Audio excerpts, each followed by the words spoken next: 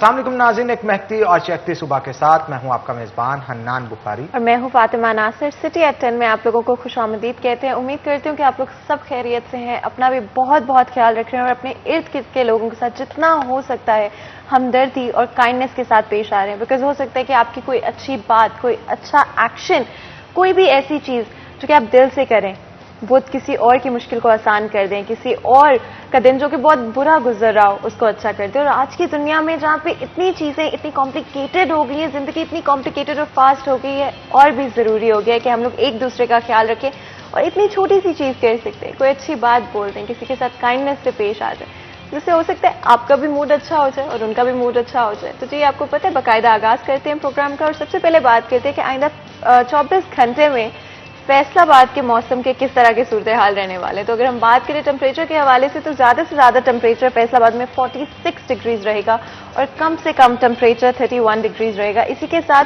बारिश के इम्कानात 0% है, लेकिन फैसलाबाद का मौसम बहुत ही अनप्रिडिक्टेबल है, जिसका मतलब है कि कभी भी मौसम की सूरत हाल बदल जाते हैं। इसके अलावा अगर हवा के हवाले से बात करें तो 16 किलोमीटर पर आवर की रफ्तार से हवा चलेगी और मौसम कुछ गर्म ही रहने वाला है। अपना बहुत बहुत ख्याल रखें, हाइड्रेटेड रहने की कोशिश करें, ज्यादा से ज्यादा पानी पिएं और साथ ही साथ सनस्क्रीन लाजमी तौर पर इस्तेमाल करें।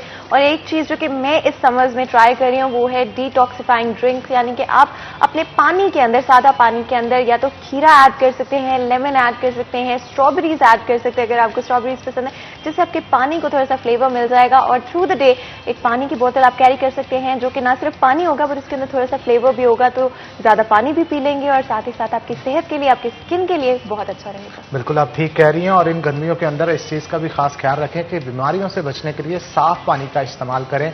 अगर आपको किसी किस्म के शक व शुबहात हैं तो कोशिश करें कि घर के अंदर वाटर जो है उसको बॉयल कर लें और बॉयल करने के बाद जो है उसका इस्तेमाल करें ताकि पेट की बीमारियों से बच सके। तो आगे बढ़ते हैं जनाब। जैसा कि रोजाना की बुनियाद पे हम आपको कहते हैं कि आपके अंदर कोई भी टैलेंट मौजूद है तो उस टैलेंट को ज़ाया मत होने दें, बल्कि उसकी वीडियो बनाएं 30 सेकंड की, और वीडियो बना के हमें व्हाट्सएप करें उस नंबर पे जो कि आपकी स्क्रीन के ऊपर दिया जाएगा। आपके अंदर किसी भी किस्म का टैलेंट है, सिंगिंग का, एक्टिंग का या फिर स्केचिंग का, तो आप उस टैलेंट को ज़ाया मत करें, वीडियो बनाएं और झट से हमें जो है वो व्हाट्सएप कर दें। इसके साथ साथ अगर ऐसा कोई शख्स जिसकी बर्थडे है तो बर्थडे सेलिब्रेशन की वीडियो बना के हमें 30 सेकंड की अपनी केक कटिंग सेरेमनी की व्हाट्सएप कर सकता है उस नंबर पे जो कि आपकी स्क्रीन के ऊपर दिया जाएगा, ताकि हम अपने स्टूडियो से आपकी बर्थडे सेलिब्रेशंस को ऑन एयर करने के बाद आपकी खुशियों में शामिल हो सके। तो आज जनाब अजमल महमूद हैं जिन्होंने अपने बर्थडे की वीडियो हमें व्हाट्सएप की है, आइए आपको दिखाते हैं। A very very happy birthday to you Ajmal. मैं उम्मीद करती हूँ कि अल्लाह ताला आपका ये दिन और आपका आने वाला साल जो है खुशियों से भर दें, आपको बहुत ही महफूज रखें, सारी मुश्किलात जो है वो आपकी जिंदगी से खत्म हो जाए। ये मुझे करें हमारे, हमें आपसे एक मिनट एक जरा ले रहा हूँ कैमरे के सामने आते हुए, हन्नान बुखारी हमारे एंकर जी, उनकी सालगिरह आज, तो हमने जरा बिलाल भाई आपने विश किया है, इन्हें कोई और विश नहीं किया, तो मैं कहा चले इसका फायदा उठा लेते। मॉर्निंग शो भी बाकायदा आगाज होने लगा था तो बर्थडे ने लोगों की तो बहुत सेलिब्रेट किया, मैं कहा चले इनकी बर्थडे भी थोड़ी सेलिब्रेट कर लेते हैं। हमारी thank you very much Bilal साहब, खुशियों में शामिल होते हैं। आज हन्नान की बर्थडे पर हमारी ऑडियंस जो है हन्नान का स्पेशल डे सेलिब्रेट कर रहे हैं। जी thank you very much. Happy birthday Hannan Bukhari, बहुत बहुत हैप्पी बर्थडे जी। Thank you.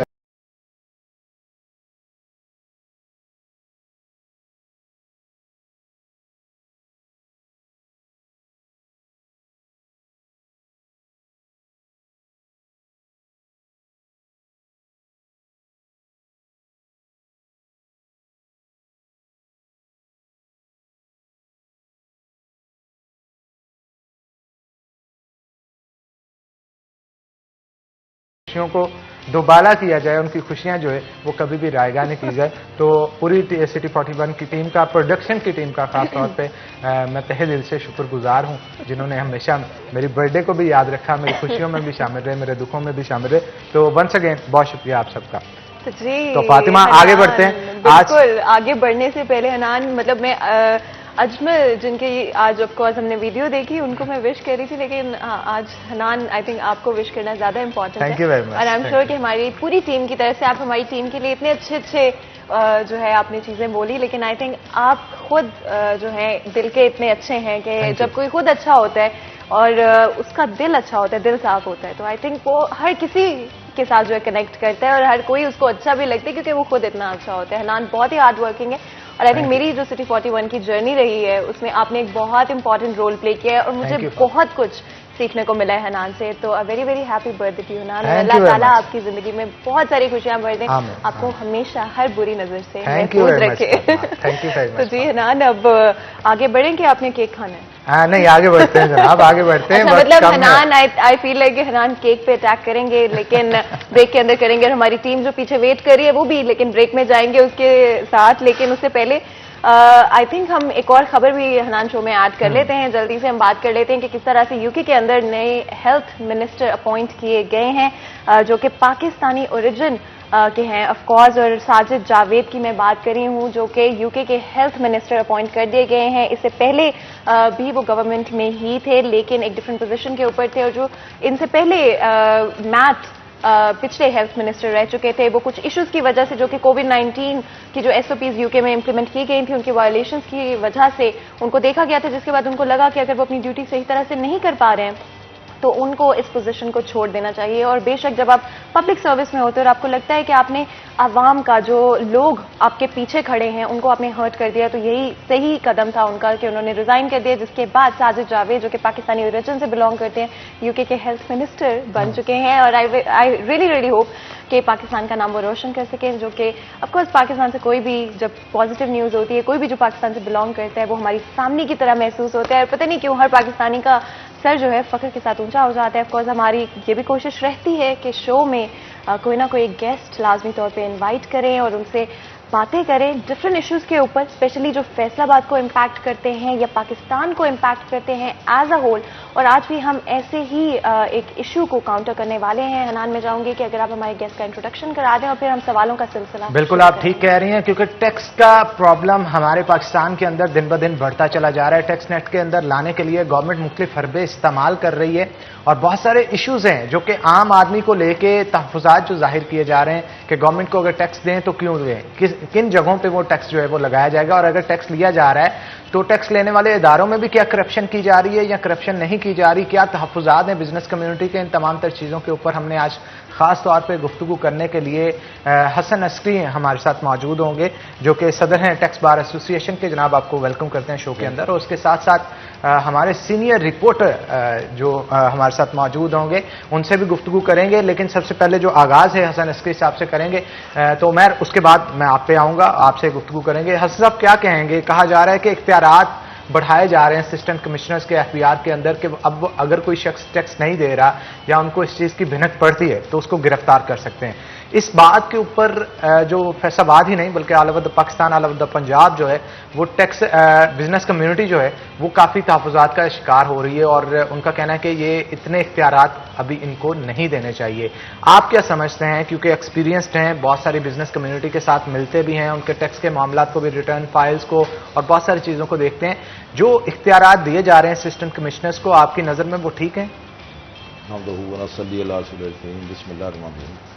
असल में मैं समझता हूँ हमारे मुल्क का जो सबसे बड़ा अलमिया है वो ये है कि हमारी ज़ुबान है उर्दू, जबकि सब कवानीन जो हैं वो इंग्लिश में है।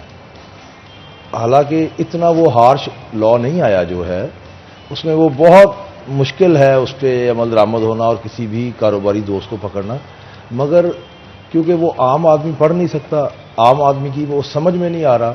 उसमें जो बजट कल पास हुआ है उसके हवाले से जो उसमें तब्दीलियां आई हैं उसको उन्होंने खासा रिफाइंड कर दिया और वो मैं समझता हूँ कि किसी भी आम आदमी के उसमें कोई ऐसा आम आदमी के आ जाने का मसला नहीं है जो एक लेकिन ये जो कहा जाता है कि असिस्टेंट कमिश्नर पकड़ सकता है, इस चीज का तय्युन शक की जो बात है बीच में, शक का तय्युन किन चीजों की बुनियाद पे किया असल में पहली तो बात यह है कि असिस्टेंट कमिश्नर ने अगर पकड़ना है तो उसकी अप्रूवल जिस लेवल से उसे चाहिए ना, तो मेरा ख्याल है कि वो उस पर अमल दरामद करा ही नहीं पाएगा, क्योंकि उसमें कम से कम फाइनेंस मिनिस्टर की अप्रूवल हो, चेयरमैन एफपीआर की अप्रूवल हो या किसी सीनियर बोर्ड मेंबर की जो इस्लामाबाद में बैठते हैं।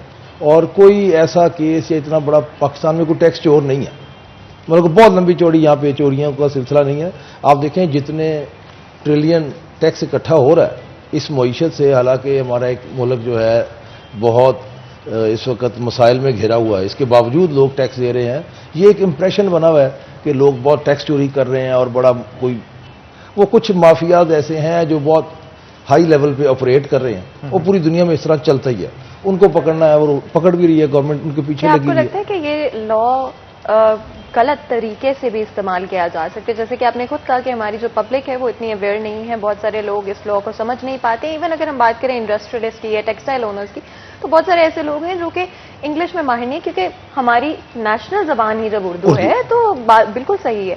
लेकिन जब एक लॉ इंग्लिश में पास किया जाता है, उसके बाद उसकी जो इम्प्लीमेंटेशन है, क्या उसके अंदर करप्शन और सेल्फ एक तरह से जो सेल्फिश रीजन भी आ जाते हैं कई दफा कि वो गलत तरीके से भी तो इस्तेमाल किया जाता है? जी, मैं गुजारिश करता हूँ, असल में आप पाकिस्तान में जितने कवानीन हैं ना, ये इनमें से अक्सरियत जो है वो खुद 100 साल से ज़्यादा पुरानी है। ये अंग्रेज ने कवानीन बनाए जी बिल्कुल, इस खित्ते पे हुक्मरानी के अंदाज में।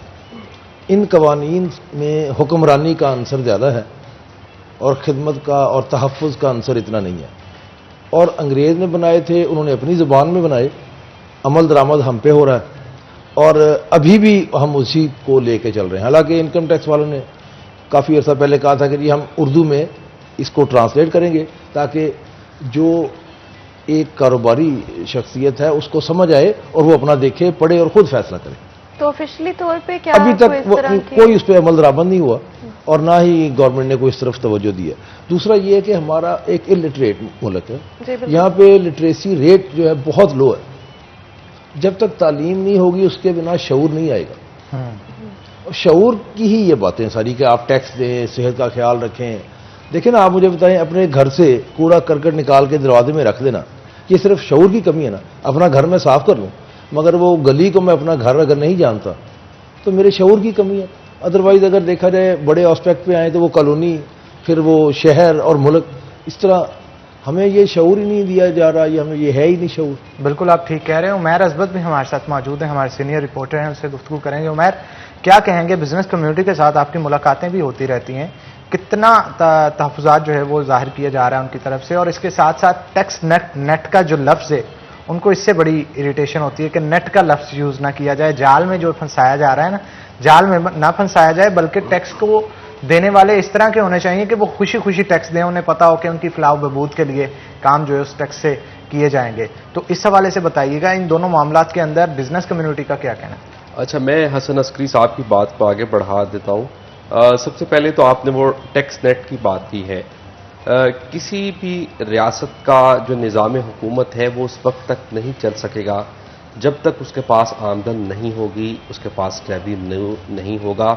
और हमारी हुकूमतों का IMF के पास, वर्ल्ड बैंक के पास या दूसरे आलमी इदारों के पास जाने की वजह ही यही है कि हमारी आमदन कम है, हमारे अखराजात ज़्यादा हैं। हमारे मुल्क में टैक्स कलेक्शन कम होती रही है, अब भी कम है, लेकिन हमारे जो अखराजात हैं वो ज़्यादा हैं, बजट खसारा होता है और फिर इन्हीं खसारों को पूरा करने के लिए हमें कर्ज़ों का सहारा लेना पड़ता है। जब तक हमारी बिजनेस कम्युनिटी टैक्स नेट में नहीं आएगी, अपनी जिम्मेदारी अदा नहीं करेगी, एक पाकिस्तानी होने का फ़र्ज नहीं निभाएगी और अपने हिस्से का टैक्स नहीं जमा करवाएगी, तो हम दिन ब दिन नीचे की तरफ ही जाते जाएंगे। हम कर्ज़ों की दलदल पे मज़ीद धंसते चले जाएंगे और एक दिन हमारी जो सिचुएशन होगी वो बहुत ख़राब हो जाएगी। गो कि इस वक्त भी सिचुएशन वो बहुत ज़्यादा ख़राब है कि 8,000 अरब से ज़ायद हमारा बजट है और उसमें से 3,000 अरब जो है वो हमने कर्ज़ों और सूद की अदायगियों में अदा कर देने हैं। आप देखेंगे बाकी पीछे क्या बचता है। तो इसलिए बिजनेस कम्युनिटी से ये गुजारिश भी है और उनको अपनी जिम्मेदारी का एहसास भी करना चाहिए कि वो तमाम अफराद जिनकी सालाना आमदन 4 लाख रुपए या उससे जायद है तो वो फौरी तौर पर टैक्स नेट में रजिस्टर्ड हों और अपने हिस्से का टैक्स अदा करें। इसी तरह ऐसे वो तमाम अफराद जो कि आमदनी यानी कि जॉब करते हैं और उनकी सालाना तनख्वाह जो है वो 6 लाख रुपए या उससे जायद है, तो वो भी कानूनन इस बात के पाबंद हैं कि वो टैक्स नेट में आएँ, अपने हिस्से का टैक्स अदा करें और अपनी जिम्मेदारियां अदा करें, क्योंकि अगर वो टैक्स नहीं देंगे तो सूरत हाल आपके सामने है। दूसरी बात यह है कि 2 रोज़ कबल हमारे फाइनेंस मिनिस्टर शौकत तरीन साहब ने अपनी एक तकरीर में कहा है कि पाकिस्तान में करीबन इस वक्त 1.5 करोड़ के लगभग जो अफराद हैं वो ऐसे हैं जिनकी आमदन काबिल टैक्स है मगर वो टैक्स नेट में गैर रजिस्टर्ड हैं, वो टैक्स नहीं देते, तो ये एक बड़ी अलार्मिंग सिचुएशन है मुतलका इदारों के लिए भी और बहसीयत कौम हमारे लिए भी कि इतना बड़ा डिजिट जो है वो आज तक टैक्स नेट से बाहर है। मैं यहाँ पे आपसे पूछना चाहूंगी हमारे ऑडियंस के लिए भी, बिकॉज आई थिंक टैक्स का जो एक कंपेन है वो पिछले कुछ सालों के अंदर ही चलना है। ज्यादातर लोग बल्कि चाहे वो जितना मर्जी अर्न करते हो टैक्स देने में बिलीव नहीं करते थे, क्योंकि टैक्स को करप्शन के साथ जोड़ा जाता था और यही समझा जाता था कि अगर आप पे कर भी देते हैं तो उसका कोई फायदा नहीं होने वाला है, ना तो वो गवर्नमेंट रिजर्व्स में जाएगा, ना वो आपके ऊपर इस्तेमाल किया जाएगा, ना ओवरऑल पब्लिक की मदद होगी। अगर अब हम चीजों को बेहतर करने की कोशिश कर रहे हैं, सही जगह पे पैसे लगाए जाएंगे, मैं चाहती हूं कि उन लोगों के लिए जो अगर टैक्स पे करना चाहते हैं तो अगर आप थोड़ा सा बता सकें कि किस तरह से वो पे कर सकते हैं और कितना अमाउंट, जैसे कि अगर कोई शख्स है जो कि 6 लाख से ऊपर कमा रहे हैं तो किस तरह से कितना टैक्स जो है कटेगा। कुछ तो बैंक के अंदर आपको आइडिया होगा कि अगर आपके बैंक में पैसे होते हैं तो ऑलरेडी आपको कटवाने ही पड़ते हैं अगर आपके सैलरी अकाउंट है आपका। उसके अलावा जो बिजनेस ओनर्स हैं उनके हवाले से भी कि कितनी इनकम पर और कितना, अगर उनका जितनी भी उनकी इनकम जनरेट हो रही है सालाना, तो उनको कितना परसेंटेज उसके ऊपर पे करना पड़ेगा। अच्छा, हम बात कर रहे हैं कि अगर सबसे पहले हम सैलरी पे आए जी जी, तो 6 लाख रुपए सालाना जो है वो वहां तक एग्जेम्प्ट है, 6 लाख तक कोई टैक्स नहीं है। उससे ऊपर अगर हम जाते जाएं तो FBR की जानिब से इस हवाले से स्लैब्स बनाए गए हैं, तो उसमें 6 लाख रुपए से लेकर ऊपर तक अगर हम जाएं तो 35% तक, अगर सर मैं गलत नहीं हूं तो 35% तक टैक्सेस की शरह है। मतलब जिस जिस तरह से इनकम इंक्रीज होती जाएगी उस तरह से वो टैक्स की रेशो जो है वो बढ़ती जाएगी। इस हवाले से मुख्तलिफ स्लैब्स बनाए गए हैं, 6 लाख से 12 लाख तक, 12 लाख से 18 लाख तक, 18 से 25, बिल्कुल। तो इस तरह से मैं स्लैब चाहूंगी हम इस पे डिटेल से गुफ्तगू करें, बिकॉज आई एम श्योर कि ये हमारी ऑडियंस के लिए बहुत हेल्पफुल रहेगा और लोगों को पता होना चाहिए कि कितना ऑफिशियली उनको कितना टैक्स देना चाहिए। तो लेकिन उससे पहले एक छोटा सा ब्रेक लेंगे, ब्रेक के बाद हाजिर होंगे, कहीं मत जाएगा, हमारे साथ रहेगा।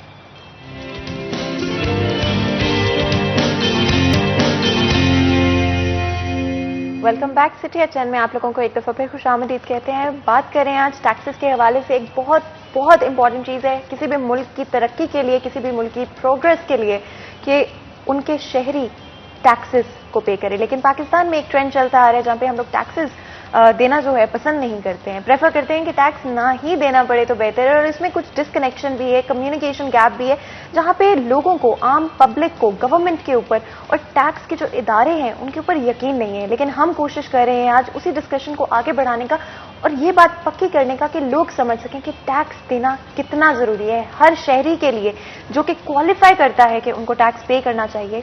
लाजमी तौर पर आज हमारा मोटिव यही है कि हम क्लैरिफाई कर सकें कि किस तरह से टैक्स की अदायगी की जा सकती है, क्या रूल्स एंड रेगुलेशंस है और किस तरह से एक आम आदमी अपने मुल्क को, पाकिस्तान को बेहतरी की तरफ ले जाने के लिए लाजमी तौर पर टैक्स नेट का हिस्सा बने और अपने फर्ज का टैक्स अदा करें। अस्करी साहब हमारे साथ मौजूद हैं। हम ब्रेक में जाने से पहले बात कर रहे थे कि सैलरी इनकम वाले लोग किस तरह से अपने जो टैक्सेस हैं और कितने % टैक्सेस उनको पे करने चाहिए। 6 लाख से जो कम कमाते हैं लोग, जिनकी अर्निंग्स 6 लाख से कम है, वो टैक्स नहीं पे उनको करने की जरूरत नहीं है। लेकिन बिजनेस कम्युनिटी की तरफ आते हैं और साथ ही साथ कि जिनकी सैलरी 6 लाख से ऊपर है उनको कितना टैक्स पे करना होगा, और बिजनेस कम्युनिटी के लोग जो डिपेंडिंग के उनकी अर्निंग कितनी है, उनका बिजनेस किस लेवल का है, उनको कितना टैक्स पे करना चाहिए। और मैं चाहती हूँ कि हम क्लैरिफाई करें इस बात को ताकि लोगों को समझ आए कि उनको किस तरह से टैक्स पे करना चाहिए। बिजनेस कम्युनिटी का एक जो आम दुकानदार है उसको अगर वो साल का 4 लाख रुपया आमदन हासिल कर रहा है तो उसको कोई उस पर टैक्स नहीं देना, और उससे ऊपर उसके स्लैब हैं। मैं समझता हूँ असल में जो अदम एतमाद की सूरत हाल है, आप देखें लास्ट ईयर प्राइम मिनिस्टर ने एक पैकेज दिया था, उसमें 3.5 बिलियन 350 बिलियन इन्होंने रिफंड्स इशू किए थे, यानी जो टैक्स पेयर्स के पैसे थे वो उन्होंने वापस जो करने वाले थे वो वापस किए, और उसको उन्होंने बड़ा हाईलाइट किया कि हम बहुत अच्छे हम पैसे दे रहे हैं। और आप उसका इम्पैक्ट ये देखें, ये जो हमारी मुल्क की एक्सपोर्ट एकदम बूस्टअप हुई है, ये वो उस पैसे का जो कारोबार में आना था, वरना बिजनेसमैन यही लोन ले रहा था बैंक से, उस पर बहुत हैवी इंटरेस्ट पे कर रहा था, और उससे हमारा साइकिल जो है, अब फिर इन्होंने रिफंड रोकना शुरू कर दिया। असल मसला जो है वो एक दुकानदार से टैक्स लेने का नहीं है, वो 6,000 नहीं 10,000 दे देगा, इससे ज़्यादा नहीं दे सकेगा, 15,000 ले लेंगे आप। असल बात जो है, हमारी जो इंडस्ट्री चल रही है, जो बड़ा हमारा कॉरपोरेट सेक्टर है, आप उसको रिफंड दें, उसके साथ कोऑपरेटिव हो, उसको अभी एग्जम्पशन सर्टिफिकेट्स हैं, ये इशू करें, उस पर उन्होंने रखा हुआ कि नहीं ये एडवांस दें, जो उनके रिफंड हैं उन पे कहते हैं ये आप बात नहीं करें और हमें आप पहले टैक्स एडवांस जमा करें। जी, असल जब तक एतमाद की सूरत हाल नहीं होगी और कवानीन ऐसे नहीं बनेंगे जिसमें एक दूसरे पे एतमाद की फिजा बहाल हो, उस वक्त तक, हालांकि मैं समझता हूँ हमारा इस वक्त बड़ा अच्छा सिस्टम चल रहा है, टैक्स ऑफिशियल्स भी बड़े, टैक्स पेयर जो है वो भी बहुत रिफाइंड हो रहा है, बिल्कुल उनके शऊर और उनकी जो तालीम का जो है मामला वो अपनी जगह एक बहरहाल। अब कहा जा रहा है कि अगर कोई शख्स 2.5 करोड़ से जायद की आमदन रखता है सालाना, अगर वो टैक्स नहीं देगा तो उसे गिरफ्तार किया जाएगा। अब मैं समझता हूँ इसमें शायद कोई बुरा मनाने वाली बात नहीं है। एक बंदा वो 2.5 करोड़ अगर उसकी आमदन है साल की और वो टैक्स के नेट में रजिस्टर भी नहीं है, लेकिन उसे अस्सी गिरफ्तार साल ही हो यहाँ जाना चाहिए। पे जरूरत इस चीज की है कि तयन इस चीज का कौन करेगा कि ये 2.5 करोड़ कमा रहा है या नहीं कमा रहा है। यहाँ पे तो सिस्टम कोलैप्स मैं कर वही चुका गुजारिश कर रहा हूं है, ना, लोग 20-20 अरब कमा रहे हैं लेकिन 2.5 करोड़ भी शो नहीं कर रहे। ये मैं समझता हूँ ये वो जो 20 अरब रुपए कमाने वाले होते हैं ना, वो हमें भी अंदाजा होता है, आपको भी पता होता है और सरकारी इदारों को भी मालूम होता है। लेकिन इसके बावजूद अगर वो बिना टैक्स दिए या उस तरह से जितना उसका बनता है उससे कम टैक्स दे के घूम फिर रहा है, तो वो तो फिर ज्यादती है ना। मैं वही गुजारिश कर रहा हूँ ना पहले कि वो सारे लोग जो हैं वो सबके इल्म में होते हैं जो अरबों रुपए वाले हैं। एक तो सऊदी अरब वाले हैं, वो नहीं, मैं अरबों की दूसरों की बात करूँ, बिलियंस में जो है ये बस क्या कहते हैं, इसमें मैं समझता हूँ जो हमारे टैक्स गुजार हैं जिनके टैक्स से ये मुल्क चल रहा है। देखिए हजरत अबू बकर सिद्दीक रज़ी अल्लाह तआला अन्हु के दौर में ज़कात जिन्होंने देने से इनकार किया, यानी जो इस्लामी रियासत का जो रेवेन्यू है वो ज़कात है असल तो, उसको हमने थोड़ा मॉडिफाई किया हुआ अभी, तो यानी जो इस्लामी रियासत का रेवेन्यू नहीं देगा उसके खिलाफ जंग भी है जायज़। मैं समझता हूँ अगर उन्हें पकड़ भी लिया जाए, एक बंदा जिसने 2.5 करोड़ की या 10 करोड़ की चोरी कर रहा है, तो उसे अगर अरेस्ट कर लिया जाए तो कोई ऐसी वो, लेकिन अरेस्ट तक तो नौबत नहीं ना पहुंचती, क्योंकि कोशिश होती है इतने बड़े चोर नहीं है हमारी कानूनी हरबे बहुत इस्तेमाल करते हैं। वकला कुछ ऐसे हायर कर लेते हैं जो कि कई शिक्के ऐसी निकाल के आगे रख देते हैं कि वो केस 6-6 साल तक लटका रहता है। आपने सही फरमाया, बात यह है ना कि कानून और कायदे के मुताबिक मामलात होंगे ना, अगर वो है ये साबित भी तो करना रियासत की जिम्मेदारी है ना, कि अगर वो उसे कहते हैं कि इसने ये गलत किया है तो वो रियासत साबित करे ना पहले। इस तरह तो मैं वही गुजारिश कर रहा हूँ, असल मामलात ये हैं कि अदम एतमाद की सूरत हाल जो है वो बढ़ रही है। ये रिफंड दे दें, ये सारे मामला सीधे करें, तो मैं समझता हूँ अगर 1000 बंदे को आप फैसिलिटेट कर देते हो उसके साथ, तो 2 बंदे अगर उसमें गलत वो खुद कहेंगे इसको पकड़ के लेके जाएं। अगर पूरी दुनिया में की बात करें तो अब जैसे आपने कहा पूरी दुनिया के अंदर भी बिल्कुल सही बात कंप्लेंट सिस्टम इतना स्ट्रांग है, वो यहाँ पे जिस तरह पुलिस मैन खड़ा वो इस तरह नहीं हुआ, वहां पे फौरी वो एक फोन करता है इसने 1 वे तोड़ दिया, इसने ये किया, इसने घर के बाहर कूड़ा फेंका। जब तक हम एक दूसरे की कोताहियों को पिन पॉइंट नहीं करेंगे, हम और सोशल रिस्पॉन्सिबिलिटी नहीं लेंगे, जब हम नजरअंदाज करेंगे हर चीज को, तो कैसे।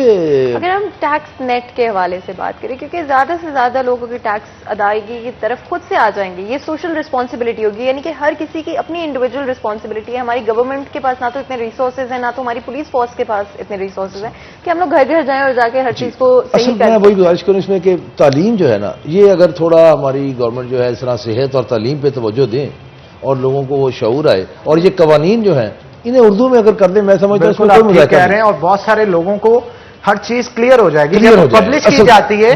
नो डाउट 2 कॉपियां पब्लिश कर दी जाएं एक की जगह, आप इंग्लिश वाली कर रहे हैं तो साथ में एक उर्दू आवाम की फलाह के लिए भी की जा सकती है। जी बिल्कुल। तो मैर आप क्या कहेंगे कि ये जो कानूनी हरबे इस्तेमाल करते हैं बड़े बिजनेसमैन, छोटा तो दे देता है कि यार जान बचाओ, टैक्स जितना बनता है वो दे दिए जाए, बड़ा बिजनेसमैन जिसका करोड़ों अरबों का काम होता है वो 2 तरह के हरबे इस्तेमाल करता है। एक तो वो कानूनी चाराजोई कर लेता है, दूसरा वो किसी ना किसी ऑफिसर के साथ मिली भगत करके भी, इस तरह के केसेस भी अक्सर सामने आते हैं कि फाइल को दबा लिया जाता है। कितनी सदाकत है इन बातों में? अच्छा, जहां तक ताल्लुक है कि फाइल को दबा दिया जाता है, वो ज्यादा से ज्यादा यही हो सकता है कि उसको चंद दिन, 1 महीना, 2 महीने तक अपने वो असर व रसूख से या वो फिर वो पैसों की चमक से उस फाइल को नीचे रख सकता है, मगर फिर आखिरकार उसकी पकड़ होगी। अच्छा, जहां तक बात रही कारपोरेट सेक्टर की, तो सबसे ज्यादा टैक्स भी कारपोरेट सेक्टर से ही जमा होता है। और जहां तक रहेगी बात बेकायदगियों की या टैक्स चोरी की, वो एक अलग मैटर है। बल्कि जितने बड़े ग्रुप हैं, बड़े बड़े ग्रुप हैं, उनके टैक्स के मामलात जो हैं वो काफ़ी हद तक शफाफ हमें दिखाई देते हैं। चे जाए के छोटे मोटे इश्यूज जो हैं वो सामने आते रहते हैं।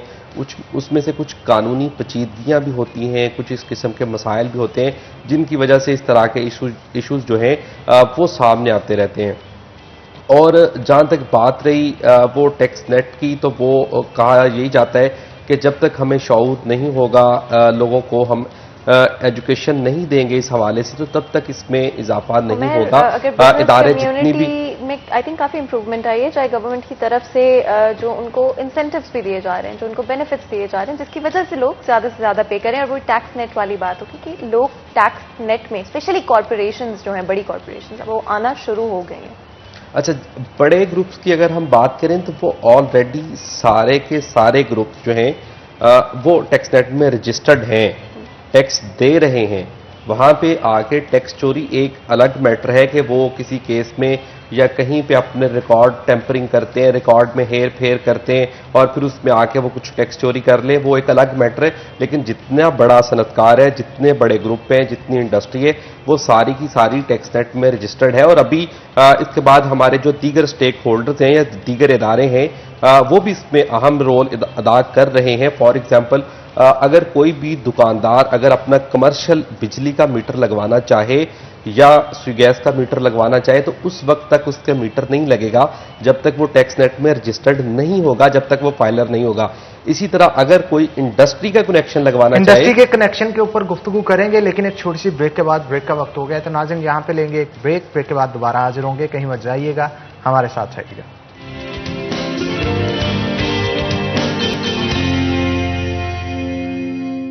ब्रेक के बाद खुश आमदीद। हसन अस्करी साहब हमारे साथ मौजूद हैं, मजीद गुफ्तगू उनके साथ करेंगे। हसन साहब, क्या कहेंगे आप, स्टेट की तरफ से जो लॉज बनाए जाते हैं टैक्स के लिए, इनको किस तरह से अवाम के अंदर पॉपुलर किया जा सकता है जिससे हर शख्स ये समझे कि अगर वो टैक्स दे रहा है तो उससे गरीब आदमी का जो है वो भला होगा, उसकी फलाह के लिए काम होगा, स्टेट को मजबूत करने के लिए जो है वो काम किया जाएगा।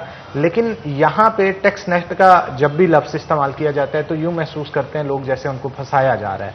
इस फ्लॉ को दूर किस तरह से किया जा सकता है, अवेयरनेस लोगों के अंदर कैसे लाई जाए, इस हवाले से बताइए। अब बड़ी खूबसूरत बात आपने की। टैक्स नेट देखें ना, नेट जाल, तो यानी अगर हम इसको नेगेटिव अंदाज में लेंगे तो नेगेटिव अंदाज में ही ये बात प्रमोट होगी। तो जब तक एक घर में जिस तरह होता है ना, एक बच्चे भी होते हैं, बड़े भी होते हैं और जवान भी हैं और बुजुर्ग भी हैं। लेकिन जो इस वक्त हमारा लोग टैक्स इकट्ठा कर रहे हैं, जो कारोबारी दोस्त हैं, मैं समझता हूँ ये मुल्क उनके टैक्सों से ही चल रहा है। हसन साहब अक्सर ये बात करते हैं ना कि यार अगर मैं ये करूंगा तो मेरा फायदा क्या होगा इसमें, टैक्स जो दे रहे हैं और जो नहीं दे रहा, इन दोनों का फर्क अगर करें तो फायदा किसे मिलेगा? जो टैक्स दे रहा है, अब देखें हमारी जो सरहदों की हिफाजत जो है, मैं समझता हूँ हमारे जो मुल्क में अमन व अमान है इस वक्त, जो हमारी पाक फौज की सरहदों पे जो हालात हैं इस वक्त, अगर हमारी इतनी मजबूत फौज ना हो और इतनी ये जो भी धमाका हुआ है लाहौर में, वो मैं समझता हूँ हमारी एक मुस्तैद फौज और मुस्तैद एजेंसियों की वजह से हुआ कि हम इतने मजबूत थे। तो हमने उस नेट बचत होगी, विद इन 3-4 डेज ब्रेक कर दिया अल्हम्दुलिल्लाह। और सुनने में आ रहा है कि उसमें बहुत सी ऐसी बातें जो शायद एक आम आदमी के इल्म में वो नहीं लाना चाहते, ऐसे नेट पकड़े गए। लेकिन हमारी दुआ है कि अल्लाह ताला हमारी पाक फौज को हमेशा हमारे सर पे सलामत रखे। काम करना है, वो जो वसाइल पैदा करेंगे हम, वो वसाइल जब कौम पे लगेंगे, जब मुल्क पे लगेंगे, तो वही हमारी आज़ादी की जमानत है। और आज़ादी एक ऐसी नेमत है, इसका कोई नेमुल बदल नहीं है और इसकी कोई कीमत नहीं। सिविल सर्विसेज के अंदर किस तरह से उनको जो है वो फायदा मिलता है? अगर एक टैक्स पेयर है, वो जैसे किसी बैंक की लाइन में लगा हो तो कहा जाए कि टैक्स पेयर पहले आ जाए, या दूसरी जगहों पे जहां पे जाए, मतलब टैक्स देने वाले को कोई ना कोई। गवर्नमेंट ने एक बड़ा अच्छा किया, उन्होंने टैक्स का तो बड़ा अच्छा कर दिया कि अब आपको लाइन में लगने की जरूरत ही नहीं है। आपके मोबाइल से भी आप अपने मोबाइल पे बैठे और जितना मर्जी टैक्स पे कर दें। आपने मोबाइल की बात की, इसमें बैंक्स के हवाले से बात करेंगे, स्पेशली पैसे जो बाहर भेजे जाते हैं या जो बाहर से पैसे पाकिस्तान मंगवाए जाते हैं, क्योंकि अब 1 लाख से ऊपर की अगर आप शॉपिंग करते हैं तो उसके ऊपर आपको अपना CNIC शो करना पड़ता है।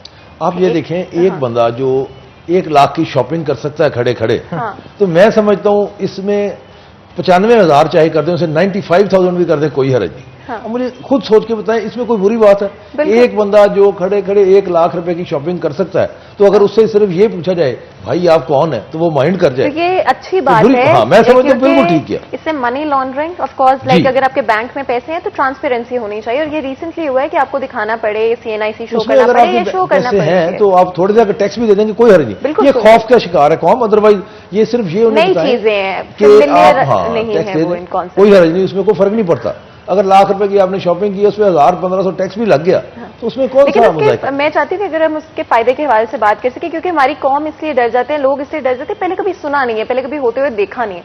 अगर आप 1 लाख की शॉपिंग करें, आपको CNIC दिखाना भी पड़ता है, तो उसमें कोई बड़ी बात नहीं है। कोई बड़ी बल्कि अगर आपके बैंक में जितने भी पैसे हैं, कहां से आ रहे हैं, कहां से आप अर्न करें, लाजमी तौर पर आपको बताना बताना है, चाहिए, जी। क्योंकि उससे हमारी ओवरऑल जो इकोनॉमी है उसमें वो बेहतरी ग्रो आ- करेगी इकोनॉमी, और जितना सर्कुलेट होगा ना कैश, इकोनॉमी उतना ग्रो करेगी। हर जहां जिस हाथ में वो पैसा जाएगा, उसमें से वो अपना प्रॉफिट लेगा और वो आगे पास ऑन हो जाएगा। बिल्कुल। तो- और और अगर बात की जाए बड़े स्टोर्स की, वहां पे तो आप लाखों क्या करोड़ों की भी शॉपिंग करते हैं तो फॉरेन टैक्स कटता है साथ ही साथ, वो जनरल सेल्स टैक्स, जी जी जी जी, बिल्कुल सही फरमाया आपने। GST सेल टैक्स जो- भी लग रहा है, सब कुछ। मैं गुजारिश इवन करूंगा रेस्टोरेंट्स पे खाना खाएं तब भी GST लगता है। जी, उस पर भी आपको टैक्स और ये देना जो पड़ता है। CNIC बिल्कुल सही शो फरमाया। करनी है, ये इसका टैक्स से तो कोई लेना देना नहीं है, ये तो अगर आप दिखा रहे हैं या इस पे भी टैक्स डिडक्ट किया जाएगा। किस पे? जो ये CNIC अगर आप 1 लाख नहीं, की नहीं, शॉपिंग देखिए, करते मैं हैं, समझता हूं उस पर टैक्स डिडक्ट तो नहीं होता, जी, जी। मगर वो फ्यूचर में जब आप अपनी सालाना आमदनी का गोशवारा जमा कराओगे, उसमें वो काउंट फॉर हो जाएगा। अगर आप डिक्लेयर नहीं करोगे, जो कि मैं समझता हूं उसे डिक्लेयर करना चाहिए। जी। एक बंदा जो एक वक्त में एक जगह खड़ा होकर 1 लाख रुपए की शॉपिंग कर सकता है, तो उसका मैं समझता हूं अच्छा, एक और चीज मैं यहाँ पे लाजमी तौर पे पूछना जी, चाहूंगा। एक शख्स, एक बाप या एक भाई जो सारी उम्र की कमाई अपनी जोड़ता है किसी बेटी की शादी के लिए, और उसकी शादी के लिए जाके सामान परचेज करता है, वो 1 लाख की बजाय 5 लाख का करता है, तो क्या उसको भी टैक्स नेट में लाया जाएगा, उसका भी ID कार्ड लिया जाएगा? क्योंकि वो शख्स तो गरीब होगा, तो उसकी तो सारी उम्र की पूंजी है वो। मैं गुजारिश करता हूं, अगर उसका ID कार्ड वहां पे लाया जाए और अगर वो टैक्स दे रहा है, मैं जो BTL ही हो, चाहे बिलो टैक्सेबल लिमिट ही हो, तो वो साबित कर सकता है कि ये उसकी इतने सालों की सेविंग है। कोई इशू नहीं उस पर, कोई दूसरी राय नहीं है कि उसे कोई कुछ कह सके। यानी आपके कहने का मकसद है कि अगर वो टैक्स नहीं दे रहा तब भी तो उसे कोई तब भी नहीं, और देगा भी नहीं उस पर। हम्म। वो ऐसे कवानीन मौजूद हैं। असल में मैंने गुजारिश की कि वो जो कवानीन से लाइल्मी का मामला है, वो हमारे लिए ज्यादा खतरनाक है। और देखें, आप कितने प्रोग्राम कर लेंगे, अखबारों में कितने करोड़ों रुपए का इश्तिहार आता है, कितने दे लेगी गवर्नमेंट, गोशवारे जमा कराएं। अभी तारीखें आ गई हैं, आखिरी, ये साल क्लोज हो गया, आज आखिरी दिन है फाइनेंशियल ईयर का, कल नया साल है फाइनेंशियल ईयर का में, और बजट की नई इंप्लीमेंटेशन होगी, इश्तिहार दे देके आप उर्दू में करते हैं उसे। ये अवेयरनेस के हवाले जी, से अवेयर- अगर हम वही बात गुजारिश करें, करो ना। और क्या तरीके हैं, एक तो उर्दू में लाजमी हाँ होना जी। चाहिए, क्योंकि अगर हमारी कौमी जबान उर्दू है तो लाजमी तौर पर उसको उर्दू और इंग्लिश में दोनों में एक दोनों, दफा हाँ। पब्लिश कर देना चाहिए। उसके अलावा और क्या तरीके हैं अवेयरनेस बढ़ाने के लिए और टैक्स नेट को बढ़ाने के लिए, कि जो लोग शायद इतने अवेयर नहीं भी हैं, उनको किस तरह के इंसेंटिव दिए जाएं, या जी, फिर बिजनेस जैसे आपने देखा होगा कि अभी गाड़ियों पे उन्होंने किया हुआ है कि जो टैक्स गुजार होगा उसका टैक्स जो है, जो नॉन फाइलर से आधा होगा, 50% ऑफ है।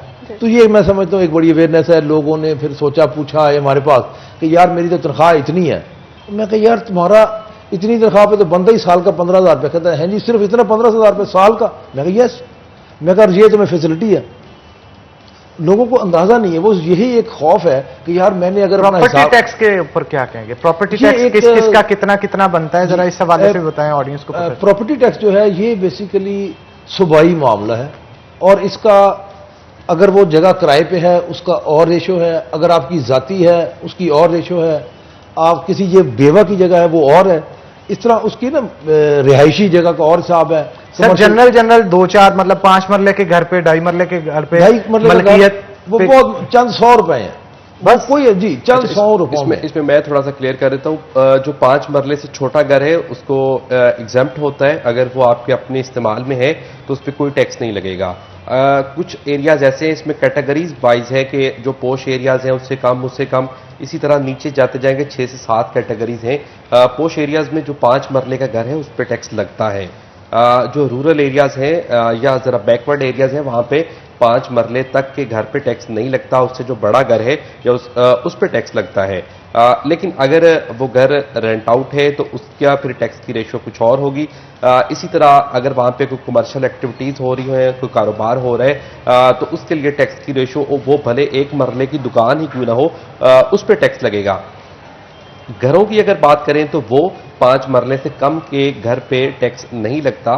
5 मरले या उससे जो बड़ा घर होगा उस पे टैक्स लगेगा, और जिस जिस तरह से उसकी साइज बढ़ता जाएगा, प्लॉट का साइज बढ़ता जाएगा, आपका कवर्ड एरिया बढ़ता जाएगा, आपकी स्टोरीज बढ़ती जाएंगी, या फिर यह कि आपने घर रेंट आउट किया है तो उसके साथ साथ ही वो टैक्स की शरह जो है वो बढ़ती चली जाएगी। लेकिन 5 मरले से जो कम घर हैं उन पे टैक्स नहीं लगता। अच्छा, दूसरी बात थी वो शनाख्ती कार्ड की। इसमें आम आदमी को कोई कबाहत नहीं है कि वो अपना शनाख्ती कार्ड दे दे जब वो खरीदारी करे। इसमें कबाहत है उसको जो टैक्स चोरी करना चाहता है। फॉर एग्जाम्पल, कोई भी बंदा या कोई भी दुकानदार जब 1 लाख रुपए की खरीदारी करेगा और अपना शनाख्ती कार्ड नंबर दे देगा तो वो शनाख्ती कार्ड जो है वो FBR या दीगर इदारों के रिकॉर्ड में आ जाएगा। जैसे जैसे उसकी बैंक ट्रांजैक्शंस होगी, वो खरीदारी करेगा, उसके शनाख्ती कार्ड पे जितनी भी बैंक अकाउंट्स होंगे या जितनी वो परचेज करेगा, वो तमाम का रिकॉर्ड जो है वो FBR के पास चला जाएगा, जो कि वो बंदा जाहिर नहीं करना चाहता। कि क्योंकि अगर उसका तमाम डाटा जो है वो चला जाएगा मुतलका इदारों के पास तो उसे फिर उस पर टैक्स पे करना पड़ेगा। तो उसी टैक्स से बचने के लिए वो ये चाहता है कि मेरा शनाख्ती कार्ड मुझे ना देना पड़े, शनाख्ती कार्ड ना जाहिर करना पड़े, उससे मैं जाऊं बस अपनी खरीदारी करके वापस आ जाऊं। अच्छा, इसमें दूसरी एक और मसला भी है यहाँ पे। FBR या गवर्नमेंट तो कह देती है कि ये बंदे टैक्स नेट में क्यों नहीं आते, वो स्टोर्स हैं वो GST में रजिस्टर्ड क्यों नहीं है। उसकी एक बड़ी वजह यह है कि हमारे यहाँ टैक्स की चेन कंप्लीट नहीं है। फॉर एग्जांपल, मैं पीछे से जिससे कोई चीज खरीदता हूँ वो मुझे इनवाइस नहीं देता टैक्स की। बिल्कुल, टैक्स की बहुत सारे इश्यूज हैं और अवेयरनेस लाजमी तौर पे बहुत जरूरी है कि टैक्सेस देने की इंपॉर्टेंस की तरफ अवेयरनेस क्रिएट की जाए। लोगों को पता हो कि अगर वो टैक्स पे कर रहे हैं तो पैसे उनके ही ऊपर लगाए जाएंगे, हमारे मुल्क की तरक्की के लिए ही इस्तेमाल किए जाएंगे। तो जी, आई थिंक आज का जो डिस्कशन है वो बहुत हेल्पफुल रहा होगा और शायद आप लोगों की इन्फॉर्मेशन में उससे लाजमी तौर पर इजाफा हुआ होगा। तो जी, बहुत बहुत शुक्रिया अदा करते हैं आप दोनों का, आपने ज्वाइन किया हमें इस सेगमेंट में। इसी के साथ एक छोटा सा ब्रेक लेंगे, ब्रेक के बाद हाजिर होंगे। कहीं मत जाएगा, हमारे साथ रहिए।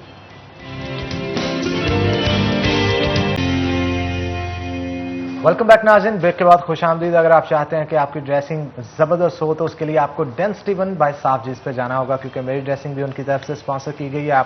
अगर आप भी चाहते हैं जबरदस्ती formal semi formal dressing purchase करें, उसके लिए आपको सायरा मॉल फर्स्ट फ्लोर पे जाना होगा। और अगर हेयर स्टाइल जबरदस्त बनवाना है उसके लिए आपको prime hair club Jinnah colony जाना होगा। तो आज फातिमा ने भी एज यूजुअल जो समर कलेक्शन है वो पहनी है। तो फातिमा, मैं चाहता हूँ आप भी बताएं अपने इस मुनफरिद कलर के ड्रेस के हवाले से। Thank you Hannan. और summer collection of course I think समझ में आप एक्सपेरिमेंट कर सकते हैं डिफरेंट कलर्स के साथ, और मुझे वैसे भी अच्छा लगता है कि डिफरेंट तरह के कपड़े जो हैं और डिफरेंट कलर्स आपके मूड को रिप्रेजेंट करते हैं। तो कई दफ़ा आपका दिल कर रहे होते हैं ब्राइट कलर्स पहने, कई दफ़ा आपका दिल कर रहे होते हैं कि थोड़े से नॉर्मल कलर्स पहने।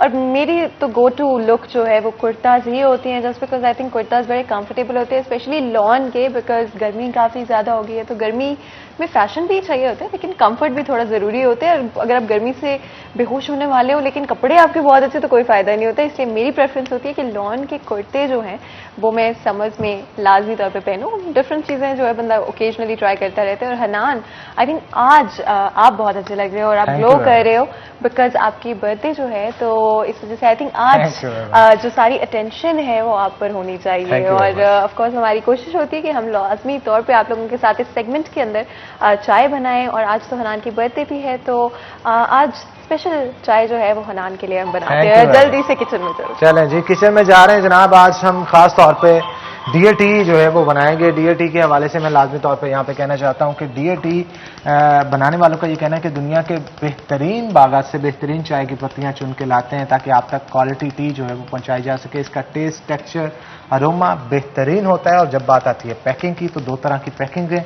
इनकी एक येलो, जिसको एक्सट्रीम क्वालिटी की टी जो है वो कहा जाता है, और एक रेड कलर की पैकिंग में आ रही है जिसमें डियर टी दाने वाली जो है वो इस्तेमाल की जाती है। और डियर टी दाने वाले के हवाले से मैं लाजमी तौर पर यहाँ पे कहना चाहूँगा कि जो लोग ज़रा कड़क चाय पीना पसंद करते हैं, स्ट्रॉन्ग चाय के आदी हैं, तो वो डियर टी दाने वाली का इस्तेमाल करें ताकि एक बेहतरीन चाय जो है वो बन सके। और एक्सट्रीम क्वालिटी के हवाले से मैं लाजमी तौर पर कहना चाहता हूँ, कुछ लोग ऐसे होते हैं जो ज़्यादा कड़क चाय जो है वो पसंद नहीं करते, लेकिन चाय उनको बहुत पसंद होती है, तो उनके लिए एक्सट्रीम क्वालिटी की चाय जो है वो मौजूद है। और ज़बरदस्ती पैकिंग जो है वो की जाती है, जिसका मकसद ये होता है कि किसी भी किस्म के जर्म्स इसके अंदर ना जा सकें। पैकिंग जब खोल भी लेते हैं उसको बंद करने के लिए भी सील इनकी पैकिंग के अंदर जो है वो मौजूद होती है। और अगर आप चाहते हैं कि हीरे की अंगूठी जीतें तो उसके लिए आपको फातिमा बेहतर तरीके से गाइड कर सकते हैं। बिल्कुल हनान, अगर आप चाहते हैं कि आप हीरे की अंगूठी जीतें तो आपने लाजमी तौर पर एक्सट्रीम क्वालिटी की पैकिंग यानी कि येलो कलर की पैकिंग खरीदनी है, जिसके ऊपर आपको इस तरह का लेबल बना हुआ भी नजर आएगा। इसमें आपको एक कूपन मिलेगा जो कि आपको सेंड करना होगा और उसके बाद ऑफकोर्स आपका नाम लकी ड्रॉ में शामिल हो जाएगा। हर हफ्ते कुरानदाजी की जा रही है डीएटी की तरफ से, जिसमें से कोई ना कोई शख्स हर हफ्ते एक हीरे की अंगूठी जीत रहा है। तो लाजमी तौर पे जाए, जल्दी से जाकर ये पैकिंग खरीदे, हो सकता है इस हफ्ते वो अंगूठी आपकी ही क्यों ना हो। बिल्कुल आप ठीक कह रही हैं। तो यहाँ पे एक छोटा सा ब्रेक लेंगे फातिमा, जितनी देर चाय बन रही है, तो ब्रेक लेंगे, ब्रेक के बाद दोबारा हाजिर होंगे, कहीं मत जाइएगा, हमारे साथ रहिए।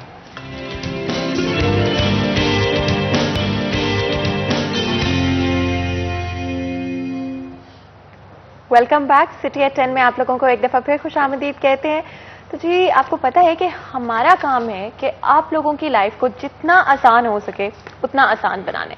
समझ में या इवन कोई भी मौसम हो, आई थिंक सबसे बड़ी टेंशन यही होती है कि आपकी लुक परफेक्ट किस तरह से हो सके। तो इसीलिए मैं खुद पर्सनली जो भी चीजें मैं एक्सप्लोर करती हूँ या अपने लिए खरीदती हूँ, उनमें से मैं देखती रहती हूँ हर वक्त कि कौन सी ऐसी चीजें हैं जो कि आप लोगों के भी फायदे की हो सकती है और कौन सी ऐसी इंफॉर्मेशन है जो आप लोगों के भी काम आ सकती है। एक चीज जो कि मुझे नहीं पता कि सबको पसंद है या नहीं पसंद है, मुझे पर्सनली बहुत अच्छी लगती है और वो है सेल्स। मतलब हाँ ठीक है, आप जाके कोई भी चीज फ्रेश अराइवल से ले सकते हैं, लेकिन सेल से शॉपिंग करने का अलग ही मजा होता है ना। आई थिंक आप लोग सब अग्री करेंगे इस बात से। तो जी स्टाइलो की तरफ से इस मोमेंट पर सेल की जा रही है, जहां पे अप टू 51% आपको मोस्ट चीजों के ऊपर डिस्काउंट मिलेगा। उसमें शूज इंक्लूडेड है, उसी के साथ साथ प्रेटवेयर कलेक्शन, उनके हैंडबैग्स, ज्वेलरी, परफ्यूम्स, इवन यहां तक कि स्टाइलो इज समवेयर, जो कि आपको एक रूफ के अंदर हर तरह की वैरायटी और चीजें मिल जाती हैं। जिसका मतलब है कि आप सिर्फ अपने लिए शॉपिंग नहीं करेंगे बल्कि अपने बच्चों के लिए भी कर सकते हैं और साथ ही साथ अपने भाई के लिए, अपने हस्बैंड के लिए, अपने फादर के लिए भी अगर आप कुछ खरीदना चाहते हैं तो वो भी आप लोग कर सकते हैं। और समर्स के अंदर तो मेरा ख्याल है बल्कि और मजा आता है डिफरेंट तरह की चीजें पहनने का और डिफरेंट कलर्स पहनने का। और मैंने खुद स्टाइलो की कलेक्शन को चेकआउट किया है जिसमें डिफरेंट कलर्स मौजूद हैं और बल्कि कुछ दिन पहले ही मेरा चक्कर लगा था और मैं बहुत इम्प्रेस थी उनकी कलेक्शन के साथ। बिकॉज समर्स की जो वाइब होती है, जो आपको ट्रेंड भी चाहिए, आपको एक नई लुक भी चाहिए और आपको कुछ ऐसा चाहिए जो कि यूनिक हो और आपकी फैशन सेंस या आपकी लुक को बाकियों से डिफरेंट दिखाए। और लाजमी तौर पे स्टाइलो की जो कलेक्शन है, वो चाहे जूतों की बात करें या फिर प्रेटवेयर की, लाजमी तौर पर बहुत यूनिक और डिफरेंट है। और इवन यहाँ तक कि उनके पास कुछ ऐसे शूज भी अवेलेबल हैं जो कि 800 से लेकर 1200 तक की रेंज में है।